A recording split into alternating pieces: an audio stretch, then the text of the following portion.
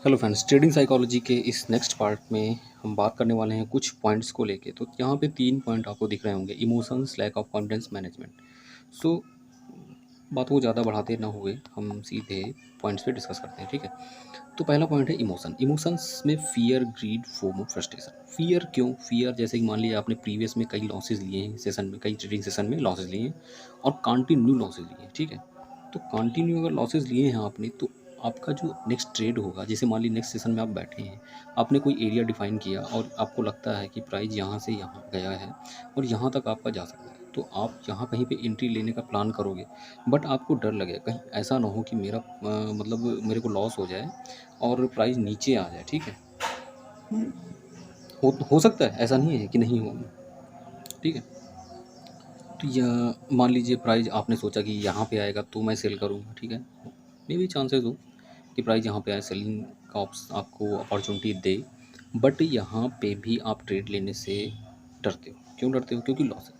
अब लॉसेस जो पीछे हुए हैं, मान लीजिए एक सेशन में कहीं पे आपको लॉस हुआ, ठीक है। लॉस हुआ तो आप क्या करोगे? नेक्स्ट डे ट्रेड प्लान करोगे, ठीक है। एंड अगर उस दिन भी लॉस होता है तो आप तीसरे दिन मतलब थर्ड डे आप प्लान करोगे। बट अगर आपको कंटिन्यू लॉसेस हो रहे हैं तो फिर कहीं ना कहीं आप गलती कर रहे हो कुछ। आपको समझना होगा आप क्या गलत कर रहे हो, ठीक है। हो सकता है कि प्राइस साइडवेज चल रहा हो उस टाइम पे इंट्राडे में पूरा, और आप उसमें कहीं एक होता ना जो फास्ट ब्रेकआउट आता है और फिर प्राइस अंदर आ जाता है, ऐसा कुछ होता है। इन सब में ट्रैप हो रहे हो, कई चीज़ें हैं, ठीक है। तो इन सब से आपको बचना है, इग्नोर करना है। ग्रीड, नेक्स्ट पॉइंट है ग्रीड इसी में। तो ग्रीड क्यों? ग्रीड जैसे कि मान लीजिए आपका कोई लेवल है, आपने ब्रेकआउट पे ट्रेड लेना है और आपको पता है कि टारगेट बहुत नज़दीक में है। बट आप क्या चाहते हो कि आपको 15 पॉइंट का प्रॉफिट हो रहा है, बट आप चाहते हो कि नहीं, मुझे 40 से 50 पॉइंट का प्रॉफिट हो। तो यहाँ पे ग्रीड ही है, क्योंकि हमको पता है कि ये टारगेट एरिया है, यहाँ पे प्राइस आएगा तो कुछ ना कुछ ड्रामा करेगा। हो सकता है कि प्राइस यहाँ पे डाउन साइड चला है, ठीक है, यहाँ से पुल बैक ले ले। बट हम क्या चाहते हैं? नहीं, प्राइस ने यहाँ से मूवमेंट दिया है और मुझे यहाँ पे एंट्री मिली है तो मैं यहाँ से इतना प्रॉफिट लूँगा, इवन मैं इसके ऊपर तक का प्रॉफिट लूँगा, ठीक है। क्योंकि मेरे यहाँ पे आएगा तो मेरा प्रीमियम का 40 से 50 पॉइंट बढ़ेगा। बट यहाँ पे आने के बाद आपको 15 पॉइंट मिल रहे हैं तो आपका माइंड जो है एक्सेप्ट नहीं करना चाहता है। तो प्राइस ना एक्सेप्ट करना होगा, प्राइस को आपको, प्राइस जो दे रहा है उसको लेना होगा, ठीक है। फोमो क्यों? फोमो मान लीजिए आपने फोमो क्यों? फोमो का ऑप्शन एग्जांपल ये है कि मान लीजिए प्राइस कंसोलिडेट कर रहा है और एक मतलब एकदम से अचानक से बड़ी रेड ग्रीन कैंडल बनाती है तो क्या होगा? मैं भी ये सारी चीज़ें मैं अपने एक्सपीरियंस के तौर पे बता रहा हूँ। मैंने भी फील किया है, मैंने भी एक्सपीरियंस किया है, मतलब कि मैंने भी ऐसे ही कुछ किया है, ठीक है। तो ये सारी जो आपको साइकोलॉजी से रिलेटेड वीडियोज़ और बुक्स वगैरह देखने को मिलती हैं, ये किसी न किसी ट्रेडर के खुद के एक्सपीरियंस ही होते हैं।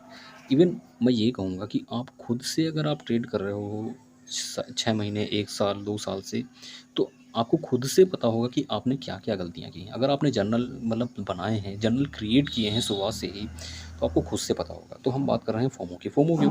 मान लीजिए एक ग्रीन कैंडल बन गई और हमको लगता है कि मैं सारा दिन बैठा था, ठीक है, मुझे अपॉर्चुनिटी नहीं मिली, तो मैं क्या करूँगा?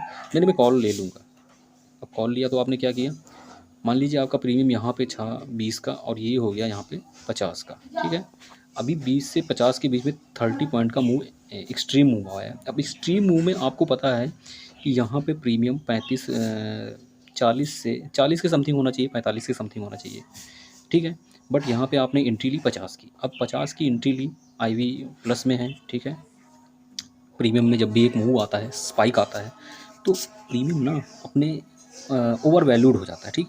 तो ओवर वैल्यूड प्रीमियम आपने परचेज कर ली। अब 50 का प्रीमियम आपने बाई कर लिया और यहाँ पे मान लीजिए प्राइस कंसोलिडेट करता है एंड फिर से अपने रेंज के अंदर आता है, तो आपका 50 का प्रीमियम फिर से 20 हो गया। इवन अगर और नीचे आता है तो ये 20 आपका 10 भी दिख सकता है, तो आपका लॉस दिखेगा, ठीक है। सो कुछ लॉसेस तो ऐसे ही होते हैं फोमो में कि प्राइस निकल गया, बस पकड़ लो, चलती बस को पकड़ लो, ठीक है। एग्जाम्पल है जो गिरते हुए चाकू को पकड़ना, ये सब एग्जाम्पल है। फ्रस्ट्रेशन क्यों? फ्रस्ट्रेशन आपका कुछ बाहरी फ्रस्ट्रेशन हो सकता है, जैसे कि फैमिली में कुछ नोक झोंक, बाहर की कोई बात आपके माइंड में मतलब चल रही हो, बट फिर भी आप आ गए हैं अपने सिस्टम के सामने और बैठ गए और आपको ट्रेड देखना है, ठीक है। तो यहाँ पे आपका ट्रेड थोड़ा गलत हो सकता है। मे बी आपको प्रॉफिट हो भी रहा हो, आप शायद कट ना करो, ठीक है। एंट्री लेवल आपका गलत हो सकता है। जब भी आप फ्रस्ट्रेशन में हो, माइंड आपका फ्रेश ना हो, तो यकीन मानिए सिस्टम के सामने बैठना अच्छी बात नहीं है, क्योंकि मैंने बहुत बार किया है, ठीक है। तो next point, lack of confidence. तो लैक ऑफ कॉन्फिडेंस इसलिए क्योंकि अगर आपने पीछे प्रीवियस कुछ पॉइंट्स इमोशंस के बारे में अगर समझा है या जानते हैं, उससे देखा होगा, तो यहाँ पे ना फियर, ठीक है, फियर हमारे कॉन्फिडेंस लेवल को डाउन करता है। जैसे कि हमने कहा प्राइस यहाँ कहीं पे आता है और हमको सेल साइड का ट्रेड प्लान करना है, बट हमने ट्रेड नहीं लिया। क्यों नहीं लिया? क्योंकि मुझे डर था कहीं मेरा फिर से लॉस ना हो जाए। मैं कंटिन्यू 1 वीक से लॉस में हूँ या फिर 2 वीक से लॉस में हूँ, बट यहाँ पे एक बार प्राइस आता है, आपको अपॉर्चुनिटी देता है सेल साइड की, बट आप ट्रेड नहीं लेते हो। क्यों नहीं लेते हो? क्योंकि आपको डर है कहीं कि फिर से आज लॉस ना हो जाए। बट प्राइस यहीं से एक प्राइस एक्शन बनाता है, एक पैटर्न बनाता है, कुछ भी बनाता है, कैंडल पैटर्न देता है, और आप उस अपॉर्चुनिटी को मिस कर जाते हो। एंड फोमो क्रिएट होता है कि यार मैंने यहाँ पे छोड़ दिया, मैंने इसको आइडेंटिफाई कर लिया था, बट मैं ट्रेड नहीं ले पाया, और अब इस स्पाइक में आपने एंट्री ले ली। अब स्पाइक में एंट्री ले ली तो वही बात आ गई ना।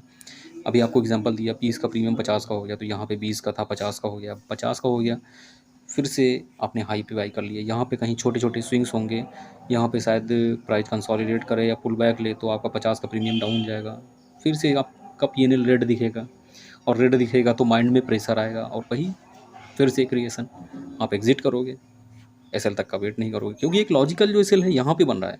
आपने एंट्री कहाँ पे ली? यहाँ पे ली, तो ये सेल तो आपका बड़ा हो गया ना। ये खुद से देखो ना, एंट्री अगर यहाँ कहीं है और आपने एंट्री जो है यहाँ कहीं ली, ठीक है, और एसएल कहाँ पे बनना है आपका? ये यहाँ पे, ठीक है। तो अब क्या है, जो एंट्री मुझे यहाँ पे लेनी थी वो मैंने यहाँ पे ली, और एसएल यहाँ पे था, तो ये तो आपका बन गया ना बड़ा बिग बिग बिग एसएल।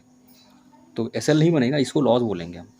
अब जो हमारा लिमिटेड लॉस है, हम 10 से 15 पॉइंट का अगर दे सकते हैं, यहाँ पे आते आते 30 पॉइंट का हो जाता है, तो अब डर लगेगा कि यार 30 पॉइंट का लॉस हो रहा है, और ज़्यादा पीछे चला गया तो और बड़ा लॉस हो जाएगा।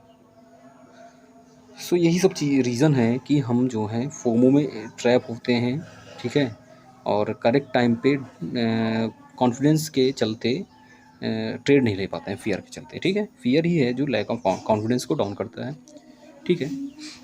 अब बात करते हैं मैनेजमेंट की। मैनेजमेंट में ये सारी चीज़ें आपकी कवर हो जाती हैं, ठीक है।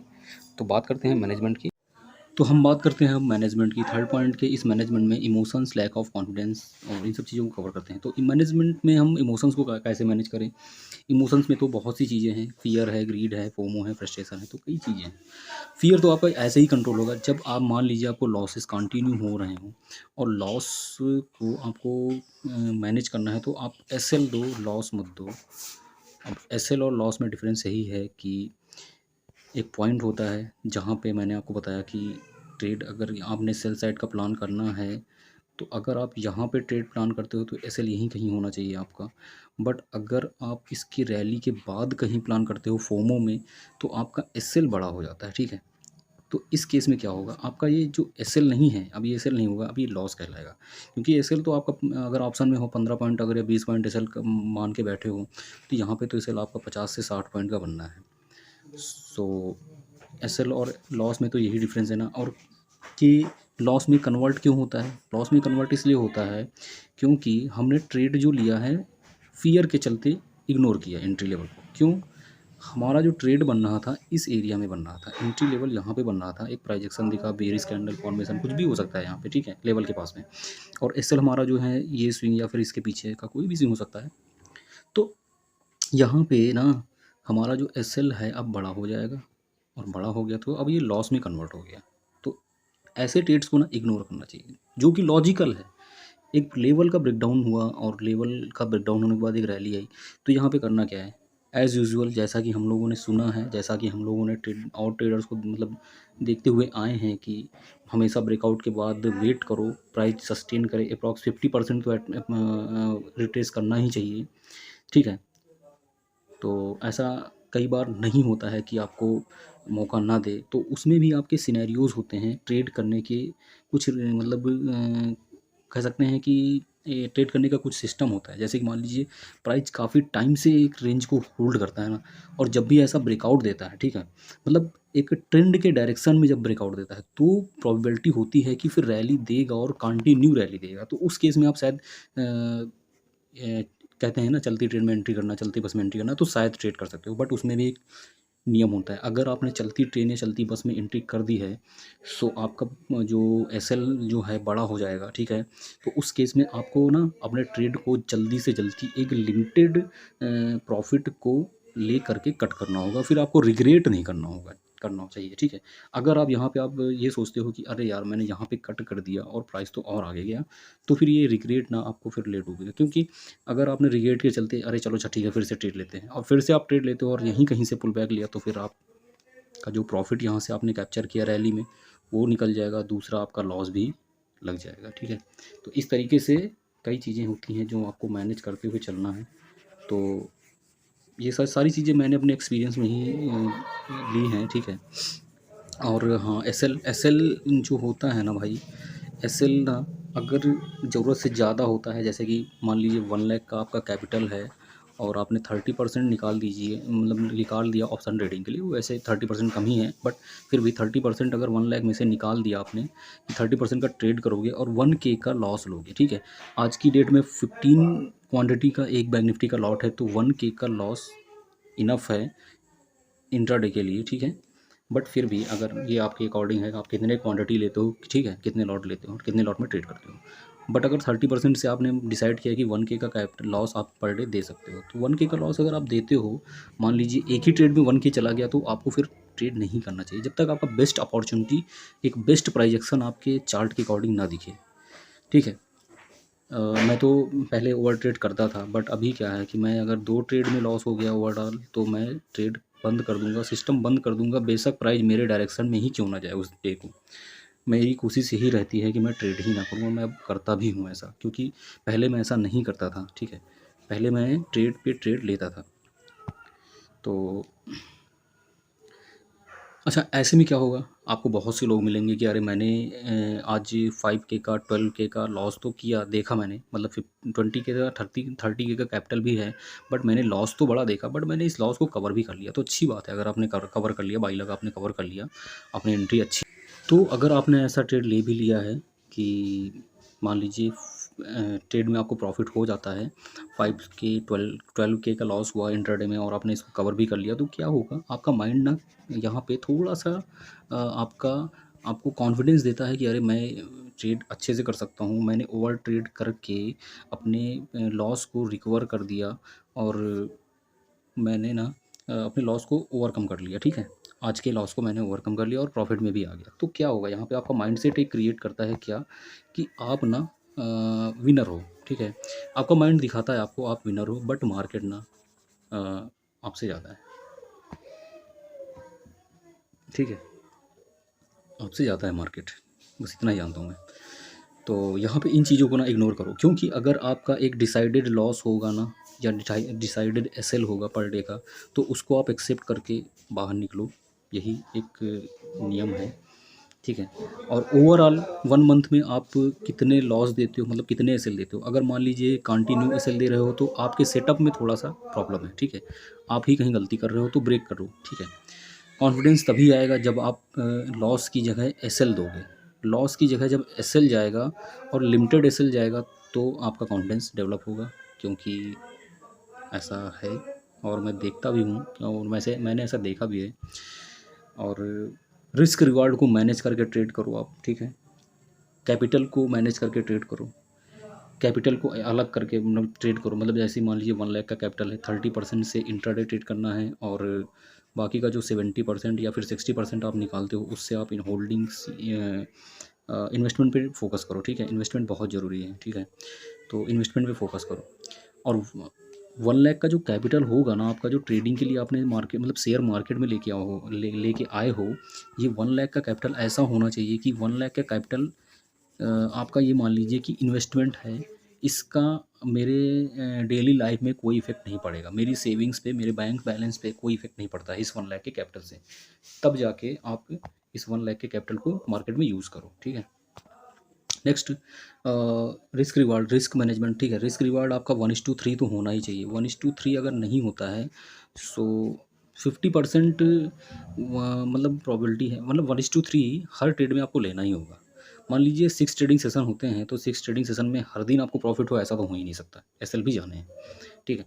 तो यहाँ पे आपका जो रिस्क रेशियो है, मतलब रिवार्ड रेशियो है, मतलब कि रिस्क से थोड़ा बढ़ के होना चाहिए, ठीक है। वीक के, अगर आप वीक के 6 डेज पूरे कंटिन्यू ट्रेड करते हो तो आपका 4 सेशन ऐसा जाना चाहिए, प्रॉफिट में ही होना चाहिए, ठीक है। 4 सेशन आपका प्रॉफिट में ही होना चाहिए। सो इस तरीके से आप रिस्क रिवार्ड को मैनेज करते हुए चलें और कैपिटल को मैनेज करते हुए चलें, ठीक है। और इमोशंस को कंट्रोल करते चलें, ट्रेड को मैनेज करते चलें।